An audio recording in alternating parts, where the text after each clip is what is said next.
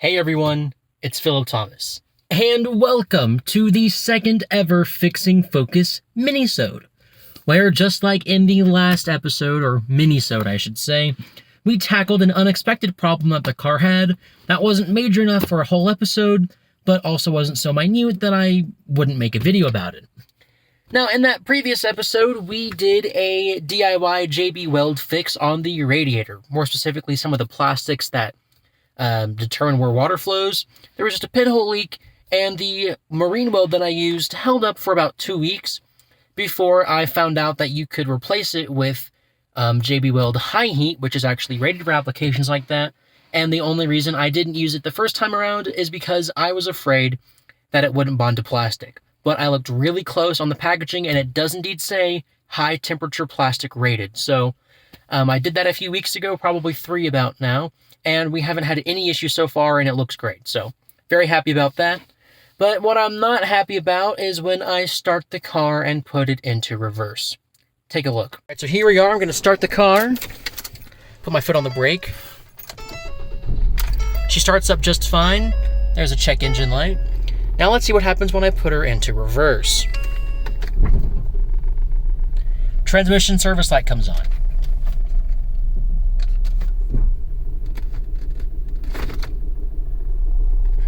And you can just hear all of this terrible noise that's going on because, according to those check engine and transmission service codes, we need to replace the transmission range sensor.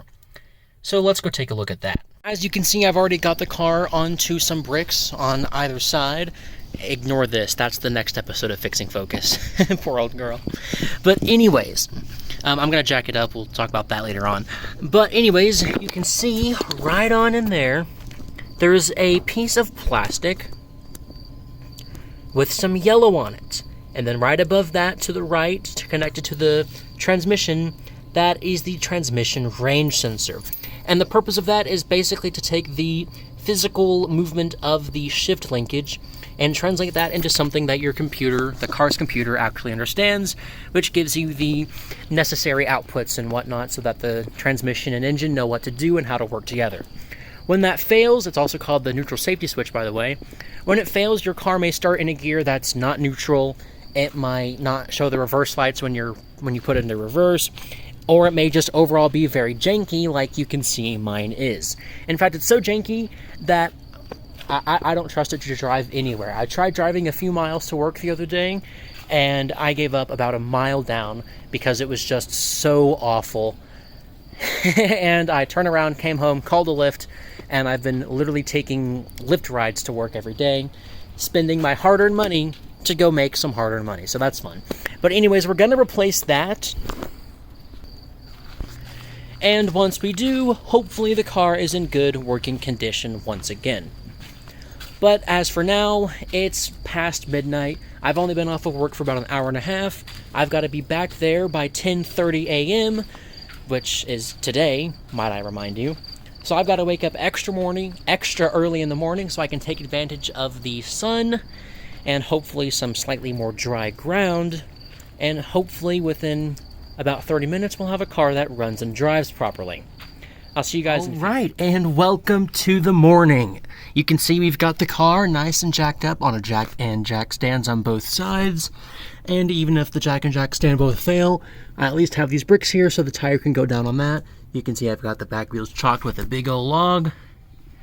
Now it's time to replace the range sensor. And you can see I've got the new part here, and the only reason I bought this instead of like Motorcraft Original OEM is because this was the cheapest one on Rock Auto. But apparently this brand specializes entirely in transmission and other powertrain, especially like control modules and such. So that's pretty cool. And look at this. Made in Japan. So that's definitely a bit of a confidence booster. And most confidence boosting of all is that it does indeed look like the correct part. So that's really good news.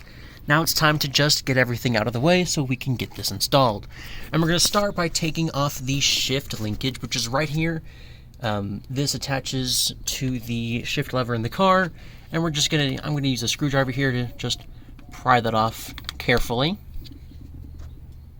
We're just sticking it in and prying right there. And with that out of the way, I want to mention, make sure the vehicle is in park with the parking brake engaged before this. But you can see,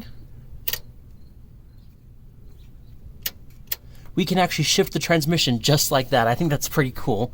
But now it's time to remove this little armature. And to do that, we're going to take off that bolt.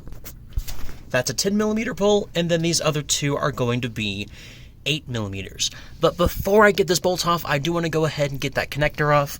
So to do that, I'm just going to take my screwdriver once again. I'm going to mess around in that connector up there until it loosens itself up, and then I'll kind of just free it up with my hands and be very gentle not to break it, because if there's one connector that I don't want to mess up on this car, it's definitely this very important one. And this has got to be the first connector I've taken off on this car that hasn't actually broken. Here's how I did it. I just took my flathead screwdriver, inserted it into this slot, pushed hard, and then after wiggling around and doing that a couple of times, you'll hear a pop.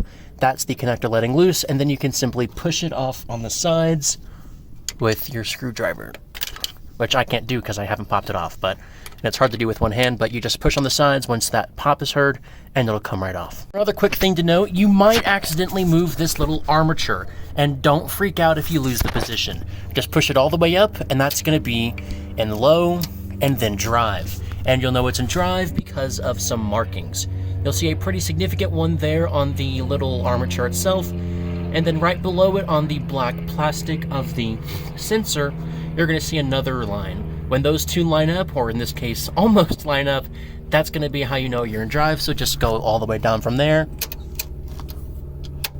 And now we are back in park, and you can see this goes on easily.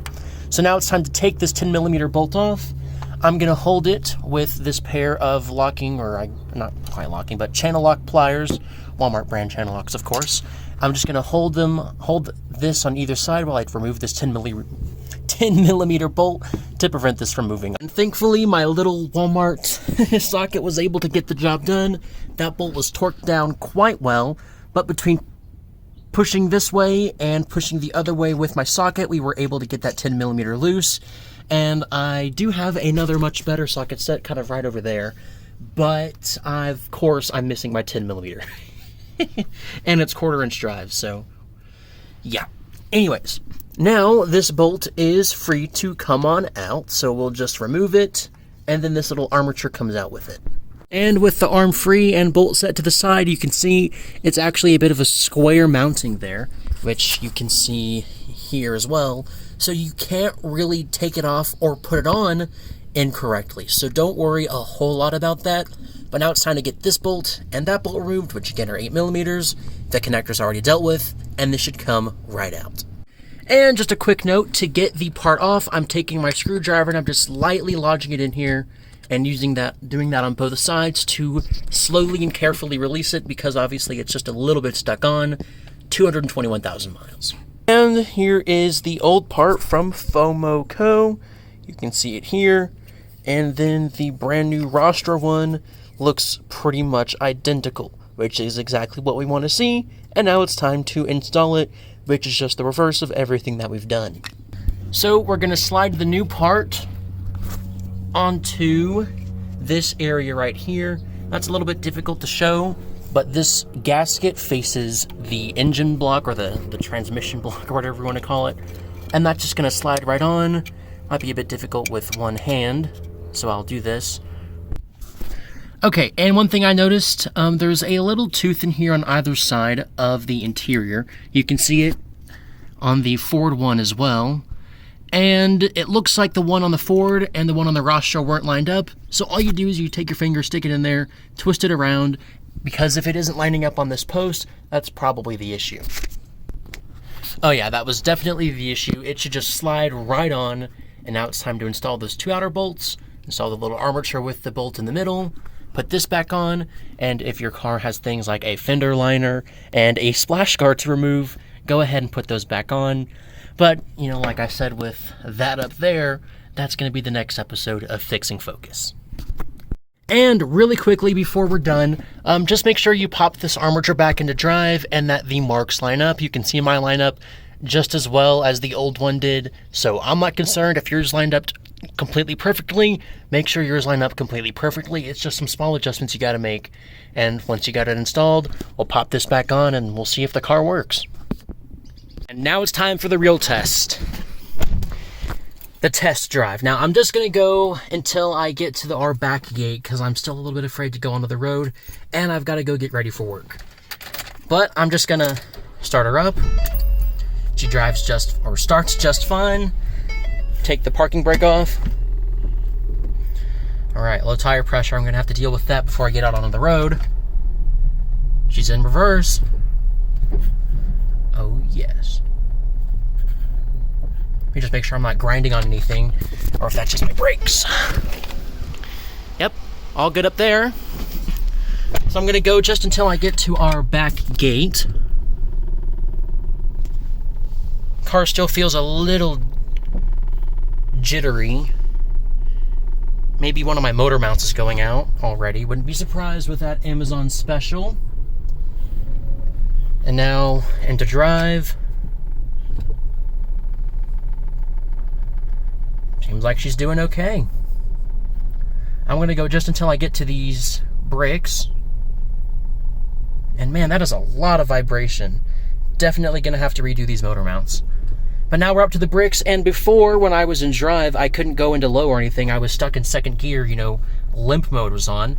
So we're going to see, so what I had to do was I had to go into reverse, back up a little bit, and then get some momentum to get on top of these brakes. So let's see if I can get on top of them with just the car being in drive, which would mean it's in first gear. Oh man, no problem at all. All right, so looks like we're back in business. Probably time for a new transmission mount. And with that, I will see you all soon. Thanks for watching.